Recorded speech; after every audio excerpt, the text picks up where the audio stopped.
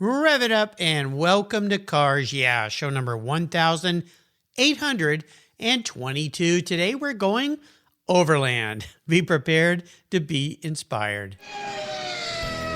This is Cars Yeah, where you'll enjoy interviews with inspiring automotive enthusiasts. Mark Green is here to provide you with a fuel injection of automotive inspiration. So get in, sit down, buckle up, and get ready for a wild ride here on Cars Yeah.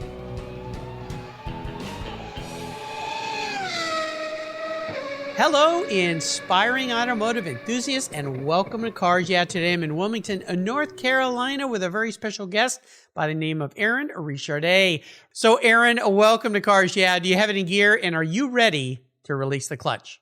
Yes, sir. All right. Now, as the time we're recording this, you guys are dealing with a little gas issue, aren't you, over there in North Carolina? Oh, my gosh. Yeah, we're day 4 into the shortage. Oh, yeah. Well, I hope this ends very quickly for you because, boy, if anything will shut you down quick, especially in the automotive industry, it's a lack of getting fuel. But seems like you're handling it okay? Yes, sir. Yeah. Cool. Awesome. Great. Well, before I give you a proper introduction, what's one little thing, Aaron, that most people don't know about you?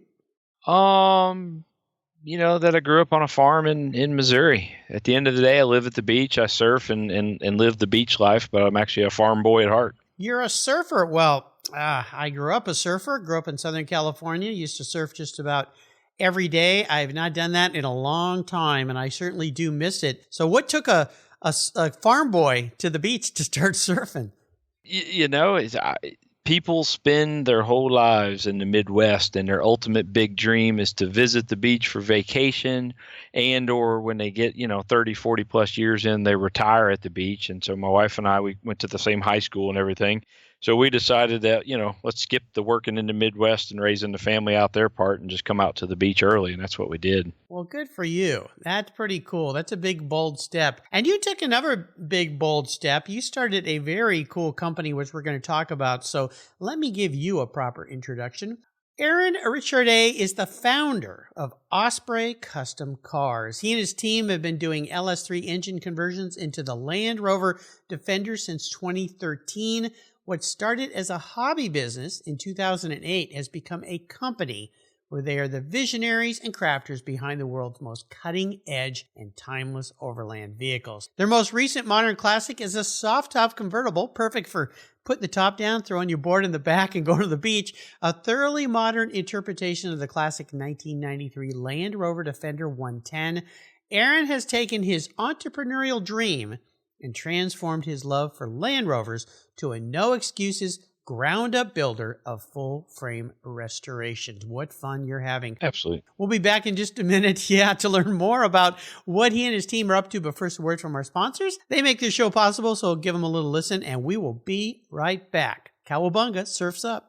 One of your vehicle's interior surfaces that gets a lot of abuse is your dashboard. The sun beats down, and those damaging UV rays cause massive heat cycles, resulting in color changes and sometimes cracks. My friends at Covercraft have a great solution for you and for me. Their custom-tailored dash mats protect your dash from heat buildup while providing a stylish solution. You can choose from a variety of styles and colors, including carpet, suede mat, that's the one I have for my vehicles, Carhartt limited edition velour mats, and the Ultimat for trucks and SUVs. Another great benefit of your Covercraft dash mat is that it eliminates the harsh glare the sun produces from your dash to the inside of your windshield, which can make driving a hazard. Covercraft's Dash Mat Design Center is located in Arizona, where they know about harsh sun. I've got a special deal for you. If you use the code YEAH21, YEAH21 at covercraft.com, you'll get 10% off your Covercraft order. That's right, 10% off. Just use the code YEAH21 at checkout. Covercraft, protecting the things that move you. Most people don't think about their collector car insurance until their annual premium becomes due. Well, why wait and see if there are better options for your beloved rides? I didn't. Did you know if you change carriers before your policy runs out, your insurance company has to refund you the unearned portion of your policy premium? I did my homework, I shopped around, and I found American Collectors Insurance. And that's who protects my Porsche Turbo. That's right, the one I call my orange crush. They've been protecting collector vehicles since 1976. I encourage you to call my friends at American Collectors Insurance. Ask them about their agreed value policy. And if your collector vehicle is on your regular auto policy, you will be shocked at the savings, not to mention the assurance, should something bad happen to your ride, that you'll get what your vehicle is actually worth. Give them a call today for a quote at 866-ACI-YEAH. That's 866-224-9324. Tell them you're a friend of Mark Green at Cars Yeah, American Collectors Insurance. Classic car insurance designed by collectors for collectors. Automotive enthusiasts just like you and me. That's American Collectors Insurance. Give them a call today. All right, Aaron, we're back. Now you got my brain on the beach and surfing. That sounds like a wonderful way to spend the afternoon here. Let's go a little deeper into the corner. I want you to start by talking about how this whole thing with Osprey started, and then what took you out of what was your job then to say, you know what, I think I'll move to the beach and build these for people. I mean, that's a big, bold move, my friend. So, Aaron, take the wheel. Yeah, like you kind of hit it, and the truth be told is I never sit still. I'm always busy. People that know me, and I think any entrepreneur that's really truly an entrepreneur really works every day, not because we have to, but because we love it. We like to invent things, we like to create things, we like to stay busy. And so I was able to kind of take that farmer mentality, that entrepreneurship, and in my free time, I kind of just started in my garage. Just from the tinkering and playing with them, I fell in love with the Land Rover Defenders when I first saw them in 1993, 94. And then once I could finally afford one and got into it, so just from working on them and playing on them and then started making a little bit of money as a hobbyist, and then it just really grew from there. I have a horrible or a good knack of basically turning any kind of hobby into a business opportunity. and that's what it was. I was telling a couple today that came out and visited us from Boulder, Colorado. It started one of those things. I was in my garage, and then we grew into a two-bay garage and just one employee up to, I think I counted today, we got 19 guys. Wow. And 22,000 square feet facility that we work out of here. So it just blossomed. And, and I told other people that we were kind of slow to build. We were doing some things. And back in 2013, when we kind of went from diesel to the LS3s, that's when we started to really pick up. And then about 2015, 2016, we really started catching momentum and pushing ourselves above the rest of our competition to really build basically brand new trucks. This is pretty cool because you think about Land Rovers, Defenders, those wonderful British vehicles that were basically created to be workhorses. They were on farms. They were used for military applications, fording through some really tough parts of the world. And then when they brought the Range Rover over to the U.S., it was really, people were pretty much not buying it in the early days because of what it was. It was because of the feeling it gave them of being this English country gentleman or woman or going to the polo. I mean, they sold a lifestyle, which is pretty cool, which you've continued. Let me start by asking the name of your company. Now, Osprey is a really cool sea hawk or river hawk. Did the company name come from your love for the ocean? Yeah, it sure did. So two things. One, right here in Wilmington, UNC has a school here, UNCW, and that's their mascot is the Seahawk. Okay. And then we also have the Marine base right above us at Camp Lejeune, and they fly the V-22 Ospreys. Yeah. And so when you kind of take all that, and then you could be there at the shop or at home and on the rivers, and like you said, they're on the rivers here and they're on the ocean. You'll see the Seahawks, and they're just an impressive bird. And so we kind of tied in the locality along with the military aspect, and that's where the name was born. Very cool. So let me have you talk more about what you're building, because you're taking this iconic vehicle and turning it into something I think probably a lot more reliable, a lot faster, shifts easier, smoother. I mean, you do a lot of different things. So kind of walk us through what exactly you're doing there with these incredible builds. We have two main processes that we focus on. We do complete frame off restoration, so you can send yours and we can create it back to its original state. And so we do probably 10 to 12 what we call frame off NAS restorations a year, and then we do probably another 10 to 15 NAS, which is what NAS stands for North American Spec. We'll take those trucks down, and from the outside they'll look stock, but underneath it's all of our brand new running gear. It's all our proprietary wiring harnesses and brackets. And for those trucks, they're kind of the chameleons of the crowd. And then our other branch is going to be where we take and build a brand new truck from all brand new parts from the frame up. Wow. Oh my gosh, that's crazy. Well, talk a little bit about the power plants in these, because I understand we got things like a 5.3 liter LC9 V8. You've got automatic transmissions that are very smooth shifting. So you've turned these things into, I won't say luxury mobiles because that doesn't sound right, but a lot more comfortable to drive. Well, what we've actually done is, so it's interesting. The LC9 was one we were using for a while, and it's actually gotten very difficult to get crate ones. So we've actually kind of given up on the LC9. We've actually delivered the last couple that we had in crates this year, and we've really transitioned into nothing but the LS3 because I still have a good line in at GM to get them brand new. So we order straight from General Motors. We get the 6L80s, the 6-speed automatic, straight from General Motors, and we're able to come up with a package so that if it ends up in Washington, we can service it, we can warranty it, we can make sure everything stays on tap, we can work with local vendors there. The fact that you have an American drivetrain and you're OBD2 compliant, we use HP Tuner software. So pretty much any performance or regular upscale kind of shop can plug into these. So one thing I tell our people all the time is you don't take it to the GM dealer and you don't take it to the Land Rover dealer. Those two guys they're factory authorized, and that's all they know is factory. We've got a homologation of the two, and so we're looking for performance shops and local shops that work on your cars right when they fall out of warranty, those kind of shops, because they can see through it and they probably have HP tuners, and then we can talk them through anything. And the reason we did it that way is because our trucks end up all over the United States and Canada. So we needed something that very reliably that we could talk people through and keep them on the road so that you can enjoy it. Because I think you said earlier, it's a lifestyle choice. So, you know, you go to Nantucket, you go to the Southern California, you go down to Texas, and you'll see these Land Rover Defenders. And it's just part of the image and part of the lifestyle that people are trying to achieve. But we're trying to make it more reliable and way more serviceable. And then, you know, now we're 435 horsepower, 420 foot-pounds of torque.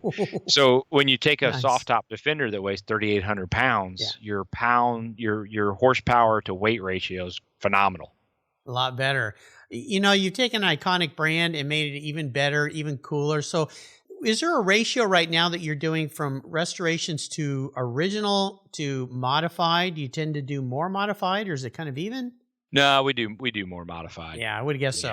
Yeah, absolutely. So that's kind of that's the thing. The only real trucks that we keep bone stock, it would be like one of the 500 1993 NASs, and if they're still savable, we try to save those because those have a place in history. If it's pretty rotten and crusty, then and the owner gives me the go ahead, then it's going to look like a sheep in wolf's clothing. I mean, a wolf in sheep's clothing, I should say, because it's going to look like the original 182 horsepower, and you're going to walk up and you're never going to know it until you push the skinny pedal. Yeah, I love it. So if I came to you, then you can also do things like customize pretty much anything I want. So if I want a unique color, interior options, things like that, I can make this thing anything I want. Is that right? Yeah. We've got a truck that'll be heading out to Utah next week that we did what did we do? We did leather and tweed interior. Ooh, and it's got teak floors all in the back and on the back door. And so and we built for a couple, and outside it has kind of a retro modern look. So it's got the galvanized bumpers, it's got the aluminum grill, doesn't have all the lights and all the extra fancy stuff. And then inside with the tweed and the boat style interior, it's just a beautiful truck. So these things can be rather stealthy, but very, very bespoke, which is absolutely wonderful. I think this is so cool. Sounds like a really fun thing to do it. When you go back in time, what was it about these vehicles that just struck a chord in this farm boy from the Midwest? Right. I think this the uniqueness of them. I mean, you kind of hit it. It just has that iconic look. So when you look at the Defenders that they killed in 2016, it still looks like the original Series 1 from the 1950s. You can still see it. And what I tell people is we've improved the drivetrain, we've improved the amenities and luxury of it, but it still has the nuances that kind of makes it fun and unique. If everything about it was perfect, it would be a Toyota. Right. Yeah. But then it would be kind of boring. And so we still want to hang on. I mean, at the end of the day, it's still a box going down the road. So you still got wind noise, and you still got some of the, you still got a little more cramped space, but all those things are also what makes it so great. Yeah, they give it a life in and of itself. Yes, sir. When you think about what you're doing, I mean, you're creating dreams for people, and that's a pretty darn special way to go through life, and then make a living doing it is even more special. What's your favorite part of creating these vehicles? Is it the start, the teardown, the build, or the delivery? It's probably fitting the truck to the person, meaning, so I handle everything myself directly, only me. And so you start talking to people and they have ideas of what they want. And then I want to make sure what they want is not necessarily what they need. And what I mean by that is I don't really sell a vehicle that anybody needs. I sell something that somebody wants. So I want to make sure that we beat their expectations. So sometimes having that conversation on, well, how are you going to use it? Where's it going to be? How big are you? Do you have a short wife? All these kinds of things to make sure we got steps, we got enough leg room, we've got all the extra amenities you want. Like if you're into fly fishing and or bird hunting and you're going to take your dog with it, then you don't want carpet. You don't want some of these things. You might want the side windows to open up for the dogs. So there's all these little custom tailoring things that we try to do so that end of the day, even though I've built 500-600 of these, they're all unique. And that's why I joke with people all the time, because if somebody buys one of my old builds and they'll start telling me the VIN number, and I'm like, no, just give me a picture of it. Because once I see a picture, I can remember every single one of them. I tell them, I make a joke all the time. I said, I'm like that little old lady with a whole bunch of grandkids, just their first names, but everything. And that's how they are. They're all like my little kids. And so I remember everyone. And that's why I deliver almost every single one of my builds myself, whether it's, down the street or in Washington. I make the deliveries on 95% of these because I like to meet the owners. I like to see them because honestly, a lot of times that's the first time and the only time we've ever met. Wow, that's impressive. Well, it's really fun. Again, you're building dreams for people, which what a way to go through life. When you think about your driving inspirations, key mentors in your life, people that were very influential or perhaps helped you get to where you are today, maybe who might that be? That's a tough question there, Mark. I didn't really, truth be told, I didn't really grow up in a car family because I grew up in a farming family. But I always have had a passion for them ever since I was a little kid. My dad had a couple cool cars, but then everything was pretty much work oriented. And I always tell a joke that, my dad makes it. So even when I was like in high school, I would buy cars and fix them up and flip them and make a little bit of money and trade. Wow. I loved wheeling and dealing. Oh yeah. Cars have been in me forever. Before that, it was bicycles because that had wheels. I realized if you had wheels and money, you could get girls. And so it's really all about girls in the end. There you go. That's where it started.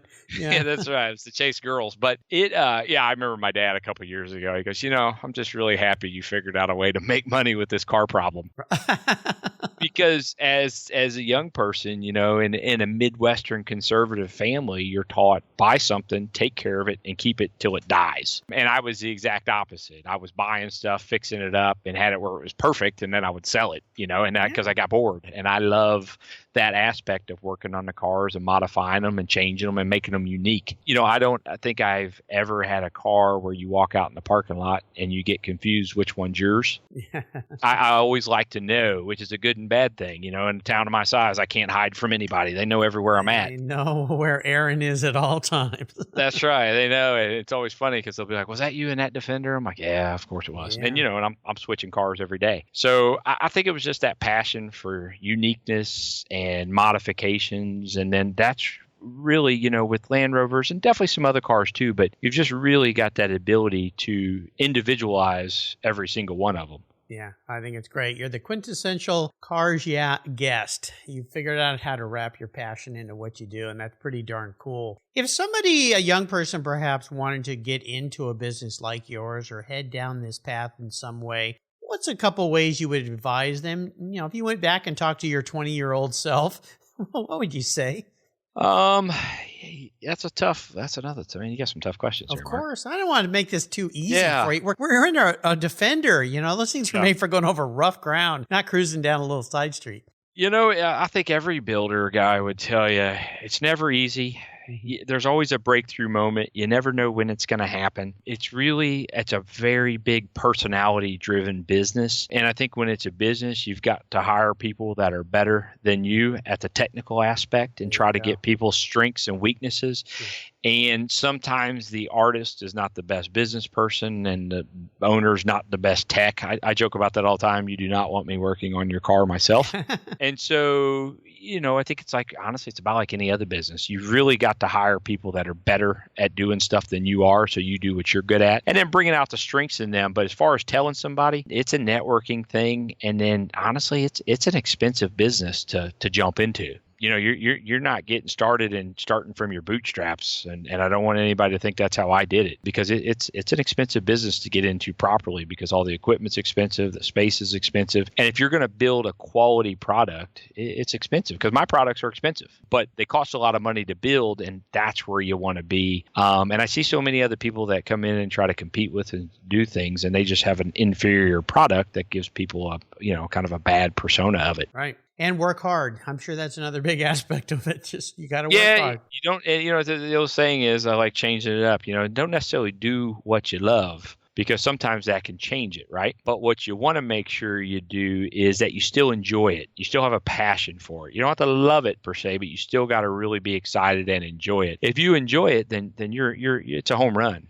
I mean, It's just where you want to be in life. Oh, yeah, most definitely. We'll take a short break. We come back. We'll talk a little bit about a challenge. So hang on to your seats. You're going overland today with Aaron, and we'll be right back. Today's vehicles are essentially computers on wheels, and it takes more than a wrench and oil to keep them humming. That's why Cars Yeah supports TechForce Foundation, a nonprofit dedicated to driving tomorrow's workforce of skilled technicians forward. Techs keep our cars, trucks, airplanes, and fleets rolling. Yet there's a massive tech shortage because many young people don't know it's no longer a blue-collar job. Today, it's a new-collar career. It involves computers, technology, it's in high demand, you get paid really well, and you can live and work anywhere in the country.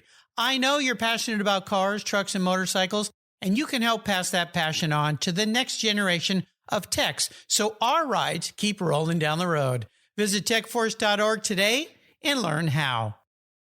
What began as a charitable car show has grown into the world's greatest collector car auctions, raising over $133 million for charitable organizations to date. For nearly 50 years, automotive enthusiasts from all over the world have enjoyed the Barrett-Jackson collector car auctions, and I'm a huge fan.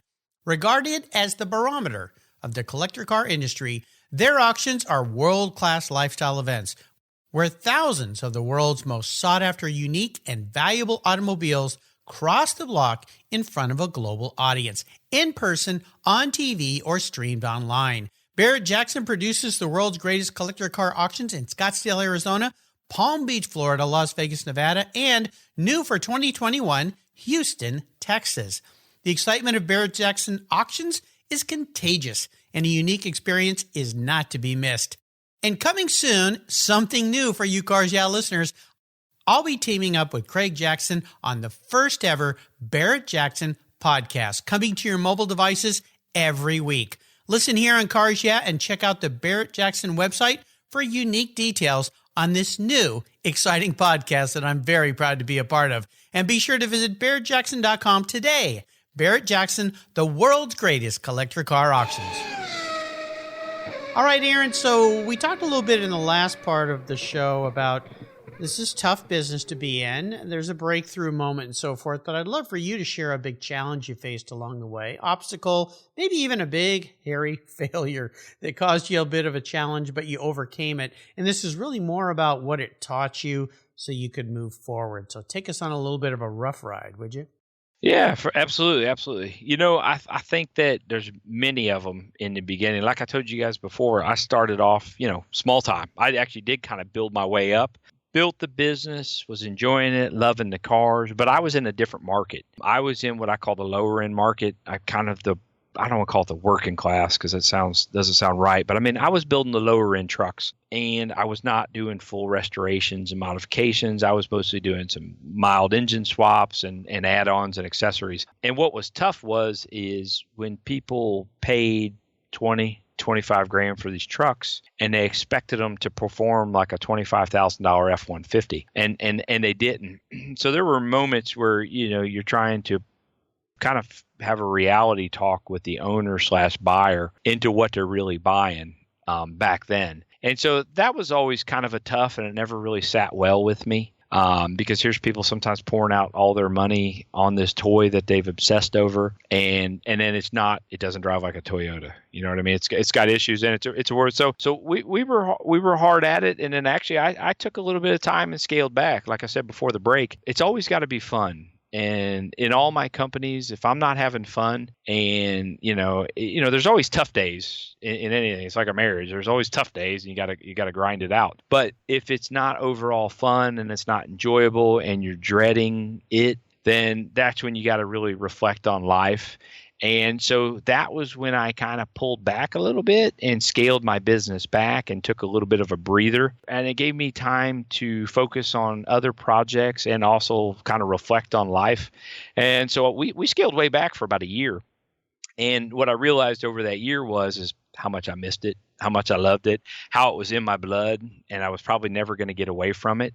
And then when I kind of what I caught my second wind, as you would say, kind of came back from getting knocked down, I came in with a lot of money and I bought a lot of equipment. I bought a lot of tools. And that was when I made a decision that I was only building the best trucks and nothing less.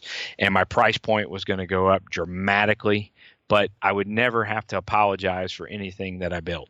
You dropped, I should say, a really big golden nugget on us here, and that is clearly defining in your business your niche and what you want that to be, and not trying to be something for everybody, but targeting and narrowing that target into a laser finish of what you really want to build. And in your case, top end, high class, that eliminates anybody down at the bottom who's going to not understand what it is they're buying and think they're going to sit in a new Toyota. You've heard this from people that they have this dream idea of a vintage car they've always wanted, and they finally get it, and they're so disappointed.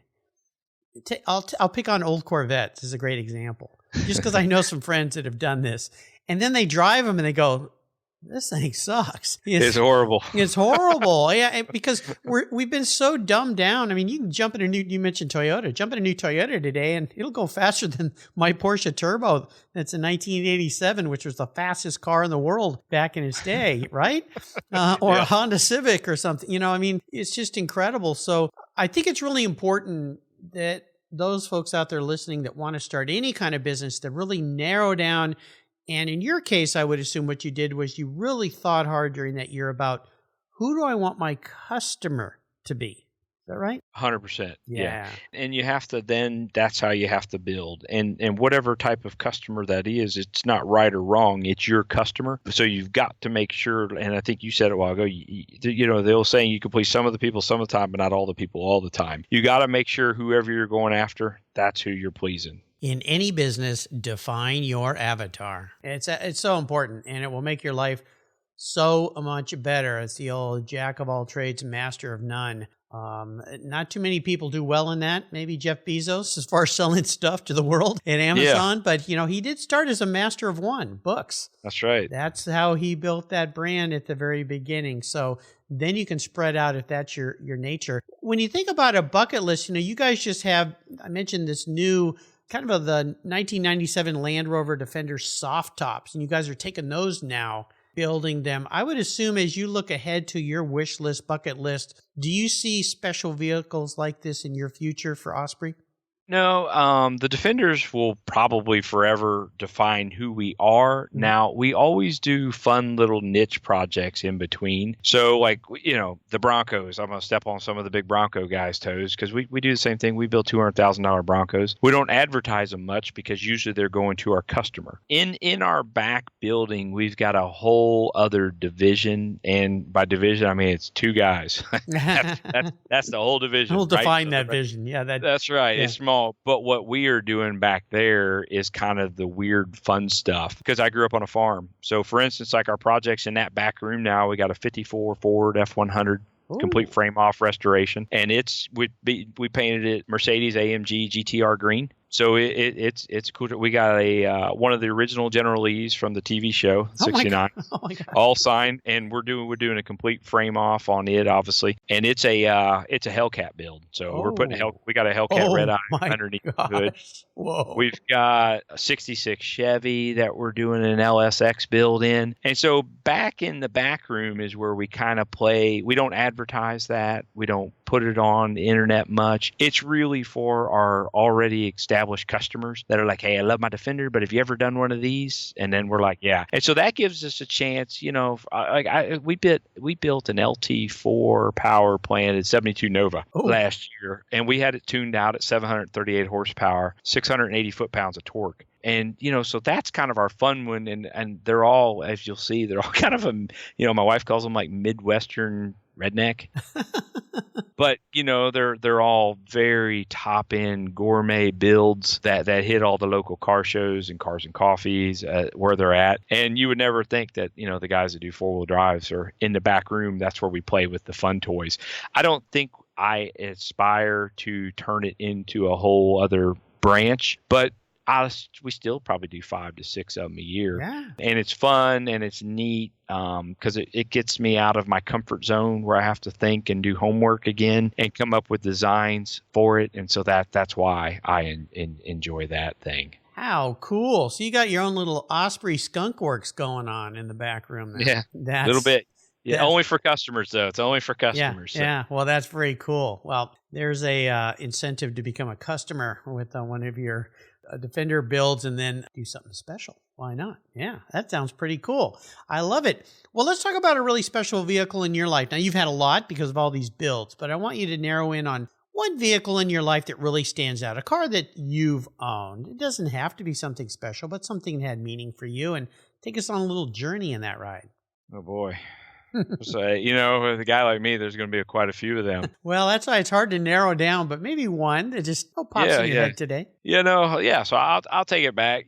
So for me, probably one of the quintessential cars that really was a game changer. I went all in and had a 1988 Turbo Supra. So there we are back at Toyota. And the reason I loved that car with the target top and the turbo, and it had the climate control and it seemed so high tech. But I grew up where everybody was all into American cars, IROC-Zs and Formula Ones and all that stuff. And don't get me wrong, I still love them. But even though I liked those cars, I wanted something different, even at that age. And so right out of high school, one of the first things I did was split off and buy an import. Right. And here I am. And so I'm British cars. But that was probably a real game changer for me into having something that was kind of ahead of its time, had a cool style to it. And then I would say, I don't think I've ever went back to driving what I consider to be a vanilla car. Even my tow vehicle, my customers will tell you, when I roll in to deliver your custom Defender, it's the tow vehicle matches. I mean, the truck's good, the trailer's good. Everything has to be gourmet that I like and the way I do it. And that goes all the way down through my kids' cars. I joke with my kids, they know that they're lucky because their dad's a diehard car guy. So no way was I buying my kids a Nissan Sentra or anything, Yeah. So they've all got really cool cars and I always customize them. It's not a matter what they want. It's how I want it to look because I got to put that panache on it so that in the end of the day, they've got something because I ultimately wanted them to have something they would keep for decades. Well, yeah, lucky kids, indeed. That's for sure. I want to be your kid, Aaron. That sounds like fun. Well, let me crawl into your head a little bit here. If you woke up tomorrow and you were manifest as a vehicle, this isn't what you want to be. It's your personality, which is very unique, high-end, cool, quality, different. What would Aaron be and why? Probably a Pagani. Oh my gosh. Okay. Here we go. And the reason I'm going to go that extreme is I love speed. I love uniqueness. I do like attention, but not ostentatiously. Why? And I like the refinement of it. And so I like the way things are put together. And then, there's not two of me. So are we talking like a Huayra? Listen, if you've ever been around his cars or been to the factory, they're all have their uniqueness. Yeah. And so it doesn't matter how overstated or understated, but they're absolute works of art. Not that I think I'm a work of art now that I said that out loud, but I like it that people think, wow, what is that? Like I make a story and I tell my kids all the time, I say, listen, I got a goal in life that anytime I enter a room, I want to be noticed. I want people to know that I was there. Mm-hmm. I don't want them to be happy that I left, that kind of noticed, but I want people to think, wow, that's an interesting person. So, when I walk into a room, I want to brighten people up. I want to talk. I want to joke around. Yeah. I want people to recognize, because really what I'm doing is networking. And I like that aspect, and I like that ability to communicate. And then people have approached you because they're going to ask you. So if you're a high-end Italian car, they're going to come up and ask you questions. You know what I mean? Yeah. And it's not just any Italian car, because some of them are ostentatious. Sure. But I want people to have that approach, and because that's my goal in life, is to see, touch, and talk to as many people as I can, which really is the foundation to any good business. Yeah. Oh, absolutely. I got to spend a day with the Pagani, and oh my gosh, I mean, it's like a work of art. Jewelry, every little piece of it is like a piece of jewelry. I mean, they really think through everything that they're doing there. Every little piece is nothing. The amount of hours and the gosh. intensive labor, and yes, no little piece is just there. Right. Off the shelf. It's all custom designed. It all has a purpose, and it's just beautiful. Yeah, quite incredible. I think you might be one of the first Paganis here, so that's pretty cool. I love it. I think it's great. And by the way, the owner or the founder of Pagani's son, Chris, was a guest here on Cars not too long ago. You can go back and find his show number 1354, I believe. It was a couple of years ago. Very interesting talk with him. Now, what's one of the ways that you like to give back to others in the automotive sector? Like I said, we've got I shouldn't say open door policy, but we like to talk. I mean, I get people that call me and talk to me. People know that if you're having questions or you're thinking about stuff, I don't have to have all the business or even want all the business. If I can help people in their, like in the Land Rover world, if they got specific questions, I have no problem telling them. I don't have a problem telling them where I get stuff, and sourcing things out. And if you're in the high-end Land Rover business, I'll share ideas with you and help you out on things that we've done, problems that we've solved. So I like that stuff on it. And then, like our workforce is a unique group of guys and gals that are, some of them are old timers, been around a long time and wanted to come back to the roots. Some of them are dealership guys and they want to get out of the grind. And really the dealership guys are probably the guys I pour the most into, because they have good hearts, but they got stuck in the treadmill of a dealership. And I think most guys and gals that get into automotive mechanical side of things want to do what we do, but don't know how to make money. And in the custom car world, a lot of the shops aren't successful or fold up. So that's a big leap of faith for, these people to, kind of put their families in your hand to make sure that they're going to have a paycheck steadily. And so, I tell the guys all the time, I say, listen, you guys are worried about today and tomorrow. I'm worried about next week and next month, because at the end of the day, I've got to run this machine, and this machine provides for, 20 different families. And so that is, and so, even if even these young guys, sometimes they don't have the good skills, but we'll bring them in and teach them some stuff and point them in the right direction. I've had guys that are good for us, but actually I know they're better at other things, and I'll pass them around in the community and help open doors for them, where it's like, hey dude, you know what you're good at is this. So, and here's a guy that would be better equipped so that they can grow in their own lives. Well, it's great. My listeners know that Tech Force Foundation is my charity of choice. They provide a way for young people these days to find meaningful jobs in the tech world, all different parts of the tech world, which is cool. And I think a lot of young people are learning that is a viable career path for people to take. Going to college and getting a degree that really is not worth the paper it's printed on. A lot of people are starting to realize that's not the right way to go. And when they can find and land and have the skill sets to be in a shop like yours, it is truly a dream come true. So you're providing jobs for some great people, and like you said, food and a lifestyle for people as well. So I think that's fantastic. Now, before we go into Ultimate Drive, is there a great book you'd like to share that you think our listeners will glean a bit from? Well, yeah, it's going to go back to an oldie. I really like Ted Simon.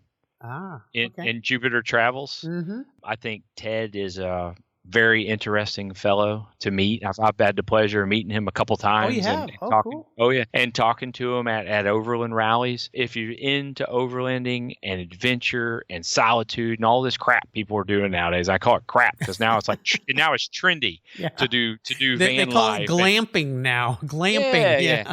And they call it trend. You do the van life and the motorcycle trips and all this stuff. But Right. Ted in the early 70s literally got on a bike in England and left. Yep. And just rode, had a path, and he's a good writer. And over the course of his books, you watch his writing skills grow and get better as well as he tells his story. But he was out there doing it before anybody. I mean, people had done it, but it's not like now where you can watch videos and see things and you can figure out border crossings and where wars are going on and where we're hated and where we're liked. Ted just got on a motorcycle with what he had in his pocket and went. And he was kind of like, I call him a British cowboy. He kind of just got on his steel horse and went for it, man. And so I think Ted's adventure is very inspiring if you don't just think about a motorcycle, but you think about it like he just one day decided this is what he's going to do. He bucked the trends, went against the norm, and went and did it. And he did it for pure passion. He wasn't doing it for money. He wasn't doing it for his Instagram feed or to get royalties or sponsorships or any of that. Just a pure love of meeting people, experiencing the world, and the freedom that he got from a motorcycle. I think it's not only a good read and funny read, but I think if you really sit back and look at the meaning of it, and I'm pretty confident Ted didn't have any real meaning in the book. But when you think about what he did innately, I think it's really remarkable. Really is. He is kind of known as the godfather of motorcycle overlanding, if you will. And I'll put a link so you can get your hands on that book. But I'll also put a few more links on Aaron's show notes page there's some videos out there as well on YouTube about Ted Simon, Jupiter's Travels, and what he did. Yeah, really quite the adventurer. So that's great that you mentioned him. Fantastic. Well, let's go on the ultimate overland, okay? You get to pick the vehicle we're going to be in. You get to pick the person you're with. This could be somebody living or deceased. And then maybe what you're going to be asking this person. What are you going to be talking about? So take us on a little drive. My favorite vehicle would be probably the Defender 130, the two-door, equipped out with a camper. And I actually own one, so that's why it's my favorite. And the reason being is that's the kind of vehicle that I could get in now in Eastern North Carolina. I could drive to Ushuaia. So that's what I would drive. That's where I would go. Who I would take with me. Who would you be with? Yeah. Well, it's got to be a stimulating conversation. My wife would tell you I'd take Giselle, but then that'd probably get boring by the time I hit Texas. And Tom Brady would probably hunt me down by then and come after me. So I better take her off my list. Maybe so. Yeah. Yeah. No, you know what? Now that I had a minute to take it and it's actually somebody alive and I admire, I'd actually probably take Elon Musk. Now that would be cool. Yeah. I think he is an absolute genius. Love him or hate him. That man is smart. He knows how to dive in. He knows how to have an educated conversation. So by the time Elon and I met up, I'm sure he would know 100 things about me that I didn't even know. I find him very unique in the not individualistic way, but his conversation style is a little bit different than you and I would say. Of course. But I don't think you would ever run out of topics, and I would see it as a chance to pick his brain and probably advance my knowledge in a lot of ways in a narcissistic style, because you would come away with so many nuggets and information for a guy that really, for the end of time, will always be remembered. And if Elon turned me down, I'm taking Richard Branson, because there's a guy there's a guy that's done everything.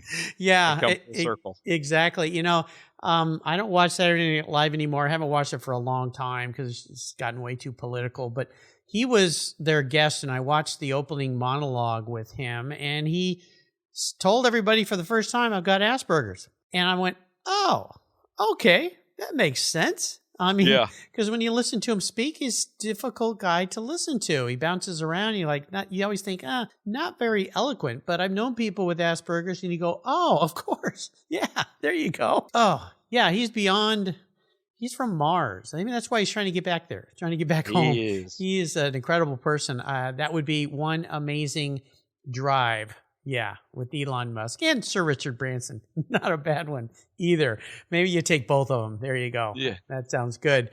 I would sit in the back seat and let those two talk. Let those two. Oh, now that would be something, wouldn't it? Yes, oh sir. My gosh. Yeah. That fly on a wall. There you go. Well, and it's two generations really, because those guys, personality wise, are really not too far separated. And I've had the pleasure of meeting Richard one time, nice. And he is also unique to talk to. And those guys, when you meet them, and so when he came out with the Osprey thing, I was actually sitting in the background going, well, I kind of always assumed that about Elon. But they always seem to be in another place when they're there. Yes, exactly. And they are. They're talking to you, they're conversing, but the other portion of their brain is working on something. Always working on something. You don't build what he's built. And you said love him or hate him. He's definitely got people that don't care for him, but I just hold him in the highest esteem. Just the fact that he made it easy for me to buy and sell on eBay, with PayPal. There you go. I mean, he just figured that one out. Which for sure we look back now and take for granted, but what he's doing is incredible. Wonderful. Well, you've taken us on a wonderful a ride today, Aaron. I really appreciate teaching us more about Osprey and this business you built. Quite amazing. Really, really hold you in high regards. Before I let you go, could you share one little parting piece of wisdom or guidance, maybe a quote or a saying that would help us as we say goodbye today? Yeah, well, yeah. So I read a quote, and I really don't want to say who it is because they may get it. But I've read a thing that said, "Fear is the disease, hustle is the antidote." Yeah, and I think for any entrepreneur, that's something that they should always think about because, I try telling people all the time in life, when you stress can be bad and stress can be good. Any weightlifter, any athlete, any professional has had to go through stress, and conquering that stress is a good thing. And that stress helps you grow. You want your muscles to grow. That's good stress. So when you hit fear and you think I could be safe and stay home on a Saturday, Sunday and never grow anything outside of this, it's the hustler. The hustle, and I tell people all the time, hustlers are not necessarily a bad thing. That just means they're a hard worker. How they choose to use that hustle is whether it can be good or bad. It's like guns. Guns can be good or guns can be bad. It's all based on the person with the gun. And that's how hustle is. But yeah, fear is the disease and hustle is the antidote. Oh boy, is that a true one. Wonderful way to say goodbye with you today. But before I do, what are some ways people can learn more about Osprey custom cars? I'm very, very high touch. You can go to ospreycustomcars.com, and on there's actually my email and my cell phone. You can read about us and see us. But yeah, if you're interested or you got questions and really about anything, you can hit me up right there.